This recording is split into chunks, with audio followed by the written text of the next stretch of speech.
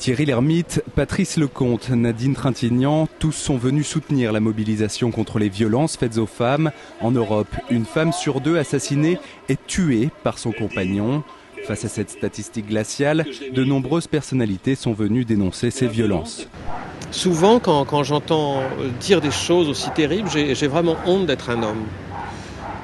Comme on peut avoir honte au premier degré, simplement, c'est pas une honte intellectuelle, c'est une honte physique, quoi.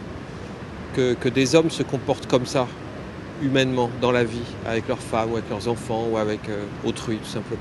2 millions de femmes seraient victimes de violences conjugales chaque année en France.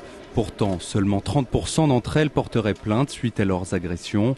Peur des représailles, peur du déclassement social ou manque de confiance dans la justice. Le statut de la preuve dans les cas d'agression agit souvent en défaveur des femmes battues. Les peines de prison, oui. Et pourquoi est-ce qu'elles ne sont pas applicables? Pourquoi est-ce qu'on n'arrive pas aux condamnations souvent? Parce qu'on ne peut pas faire la preuve de violence à huis clos. Et qu'il faut avoir un réaménagement de la preuve comme pour le viol. Pour les victimes, il n'y a pas de permanence 24 heures sur 24, il n'y a pas de lieu d'accueil suffisant, il n'y a pas de logement suffisant. La justice parfois traîne les pieds, n'entend pas ce que disent les victimes, n'enregistre pas les plaintes sont parfois classées. Toutes les associations appellent à porter leurs efforts sur la prévention des violences conjugales.